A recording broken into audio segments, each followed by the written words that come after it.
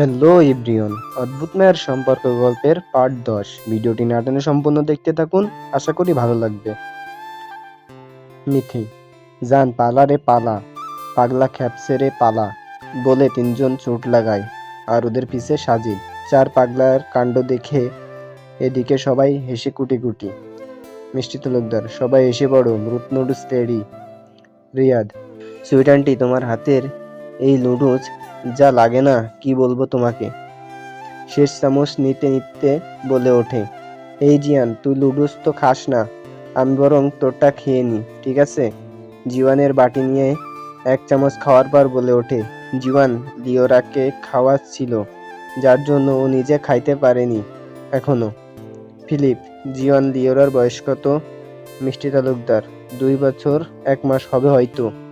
যদি লিওরার বয়স 2 বছর হয় তাহলে ওর নিজের বাবা মা এখন তাহলে ফেলে দিল কেন ওকে?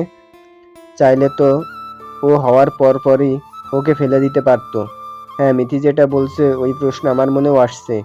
তোর এমন কিউট পুতুলকে কেউ কিভাবে নিজের থেকে দূরে সরিয়ে রাখতে পারে? বজলু তালুকদার গম্ভীর কণ্ঠে বলে উঠল, লিওরাকে কেন ওর বাবা মা নিজেদের থেকে দূরে রাখছে আমরা কেউ জানি না। কোনো বাবা মা তার সন্তানকে নিজের থেকে দূরে সরিয়ে দিতে পারে না। হয়তো কোনো কারণে তারা এমনটা করছে। আমি চাই না আজকের পর থেকে লিওরা এ বাড়ির কেউ নয়, ও আমাদের কিছু হয় না, এটা কেউ কখনো ওর সামনে তুলবে না। রক্তের সম্পর্ক হলেই শুধু পরিবার হওয়া যায় না, দায়িত্ব, কর্তব্য, ভালোবাসা, মনের মিল হওয়া লাগে। আজ থেকে ওর পরিচয়, ও জীবন তালুকদারের মেয়ে, এই বাড়ির ছোট রাজকন্যা। বিফান, ঠিক বলছিস ভাই। লিওরার গালে হাত দিয়ে, ও এই বাড়ির ছোট রাজকন্যা। শ্যামাঙ্গিনী, বুঝতে পারছি। আচ্ছা আঙ্কেল আন্টি, আমরা তো লিওরার বার্থডে কবে জানি না, তাহলে ওর বার্থডে কিভাবে পালন করব? এতক্ষণ জীবন চুপচাপ সবার কথা শুনছিল। পানি খেয়ে বলে ওঠে, 12/1। এরন বুরুকিসকে বলে ওঠে, 12/1 মানে? সাজিদ বলে ওঠে, জানুয়ারি মাসের 12 তারিখে লিওরার বার্থডে। মিথি, জিয়ন তুই জানলি কিভাবে? লিওরার দিকে তাকালে বুঝতে পারবি, বলে লিওরাকে শ্যামাঙ্গিনীর কাছে দিয়ে হাত ধুতে চলে যায়। এভা লিওরার দিকে তাকিয়ে অনেকক্ষণ থাকার পর বুঝতে পেরেই সবাইকে বলে ওঠে, প্রকৃতির কাছে যে লোকেরটা আছে ওটাতে থাইল্যান্ডের ভাষায় ওর বার্থডে লেখা আছে। সাজিদ, যা, আজ থেকে তোর ড্রামা সিরিজ দেখা নিয়ে আমার আর কোনো অভিযোগ নেই। তোর ড্রামা দেখার কথা বলছো কেন ভাইয়া? আর ড্রামা দেখা নিয়ে কেন অভিযোগ থাকবে তোমার? মিথি, আরে সোনা বনু, আমি বলছি তোকে, এইদিকে আয়। তোর মিথির পাশে বসলে মিথি বলে ওঠে, সাজিদদের বাসায় গেছিলাম ওর বার্থডের একদিন আগে, আমরা সবাই। তোর জানি তো, আমি আমি আর মাহা শুধু যাইতে পারি নাই। মিথি, আরে পুরো কথাটা তো শোন। আমি, মিথি, এরন আন্টিকে হেল্প করছিলাম রাতে রান্নার জন্য, আর রিয়াদ ফিলিপ বসে বার্থডেতে কে কি করবে সেটা ঠিক করছিল, আর এভা হলরুমে শব্দ হওয়ার জন্য সাজিদের রুমে গিয়ে F4 থাইল্যান্ড মুভিটা দেখছিল, আর সাজিদ রুমে গেছিল ফ্রেশ হতে, আর ও ফ্রেশ হতে গেলে ওর পিছন পিছন ওর বজ্জাত ভাতিজা গিয়ে বাইরে থেকে লক করে দেয় ওকে। সাজিদ বাইরে বেরোতে গেলে দেখে বাইরে থেকে লক করে দিছে কে। ওর মনে পড়ে ওর রুমে এভা আছে। মিথি, এরপর আমি বলি। শ্যামাঙ্গিনী, ঠিক আছে তুই বল। তারপর সাজিদ এভাকে ডাকতে থাকে, কিন্তু আমাদের ড্রামা লাভার ড্রামা দেখতে এত ব্যস্ত ছিল যে তার দিন দুনিয়ার খবর ছিল না, একেবারে ড্রামার জগতে ঢুকে গেছিল।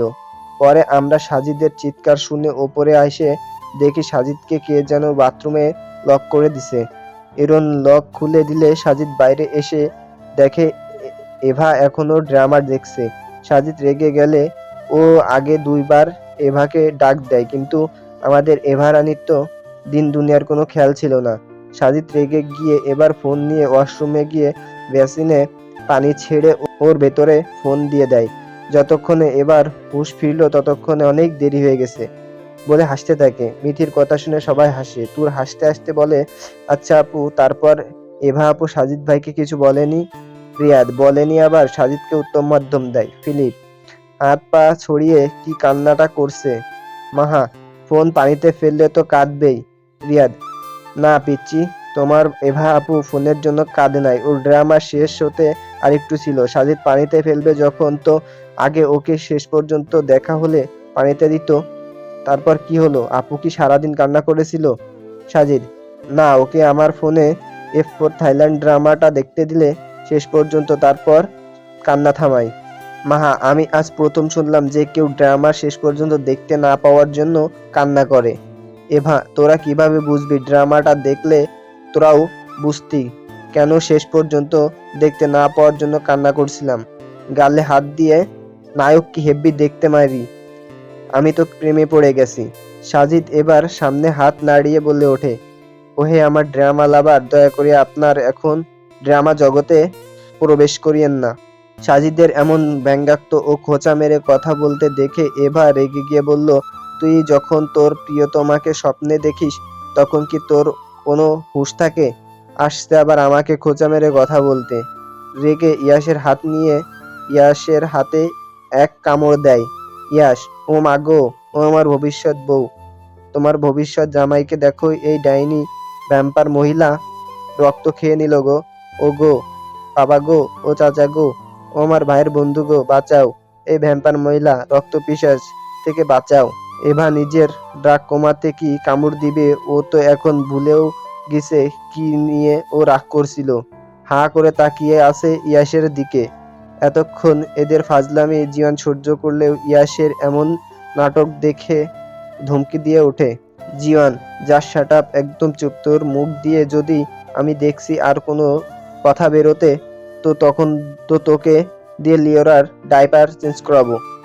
জীবনের কথা শুনে বেচারা ইয়াস চুপ করে যায়। এই জীবনকে নিয়ে কোনো বিশ্বাস নেই, এ যা বলে তাই করে ছাড়ে। এরন: কালকে কি কলেজে যাবি? জীবন: যাবো। কলেজ থেকে আবার অফিস যেতে হবে। তুই কি এখন থেকে অফিসও করবি? সাজিদ: আচ্ছা বুঝলাম, চল এখন কোথাও থেকে একটু ঘুরে আসি। সৃষ্টি তালুকদার: এখন কোথাও যেতে হবে না তোদের, বাসাতে থাক। এভা: আন্টি, ও আন্টি, যায় না একটু ঘুরতে? তাড়াতাড়ি চলে আসবো।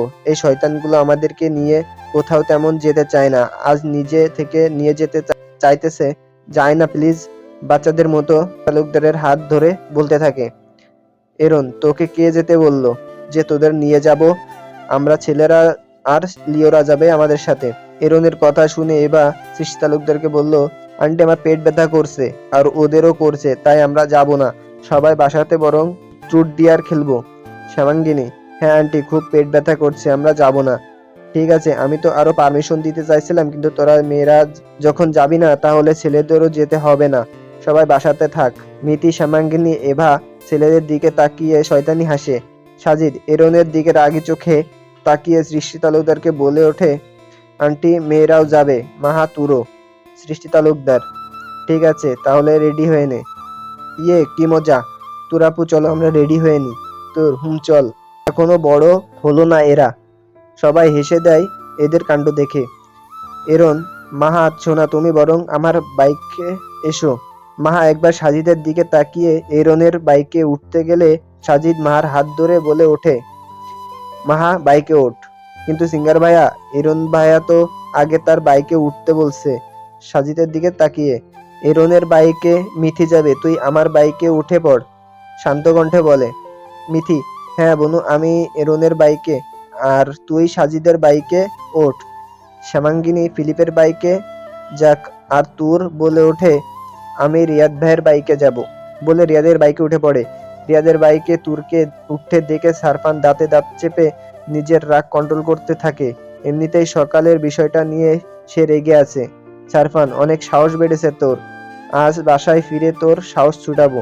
সারফানের হেলমেট পরা থাকার জন্য কেউ বুঝতে পারেনি। শ্যামাঙ্গিনী: ঠিক আছে, চল সবাই। তালুকদার পেনশন থেকে পরপর 4টা নামিদামি বাইক বের হয়। মিথি: ওয়াও, কি সুন্দর জায়গাটা। জিয়ানরা নদীর তীরে আসছে ঘুরতে। পিচ ঢালা রাস্তা, পাশ দিয়ে পলাশ ফুল গাছ আর বকুল ফুল গাছ লাগানো।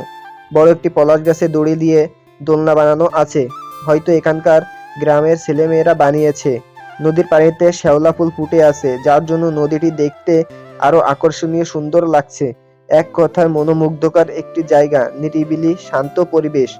মাহা: আমি এর আগে এমন জায়গায় কখনো দেখিনি। কি সুন্দর এভা আপু। জায়ান মাহাকে খুঁচা মেরে বলে, তোর বয়স কত যে তুই দেখবি? আগে বড় হওয়া তারপর না দেখবি এমন ফুল। এমন ফুল কেন? এর চেয়ে আরো সুন্দর সুন্দর ফুল। জায়ান খোঁচা মেরে কথা বললেও মাহা কিছু বলে না। জায়ান আর ইয়াস সকালে বকা দেওয়ার পর থেকে কথা বলছে না তাদের সাথে। আগে কখনো তাকে বকা দেয়নি কখনো। আগে কখনো তাকে বকা দেয়নি কখনো এভাবে, যার জন্য তার ভাইদের প্রতি এক আকাশ পরিমাণ অভিমান হয়েছে।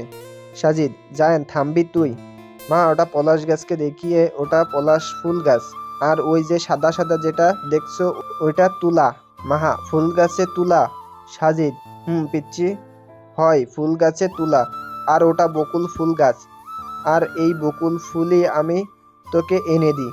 মাহা, আমি তাহলে বকুল ফুলের মালা পরি? সাজিদ, সাজিদ এবার উঠে দাঁড়ালো। সে এক হাঁটু মুড়ে বসে কথা বলছিল। তোর পিচ ঢালা পথে বসে বকুল ফুল কুড়িয়ে জামাতে রাখছে। তার কাছে বকুল ফুলের স্মেল অনেক ভালো লাগে। আর সাফান বাইকে হেলান দিয়ে তুরকে মুগ্ধ চোখে দেখছে। তুরের পরনে একটি সাদা রঙের জামা পরা আর মাথাতে ম্যাচিং হিজাব। মিথি, এভা, শ্যামাঙ্গিনী একে অপরকে ছবি তুলে দিচ্ছে। কখনো এখানে তুলছে কখনো ওখানে তুলছে। আর এদের কাণ্ড দেখে ছেলেরা বিরক্ত।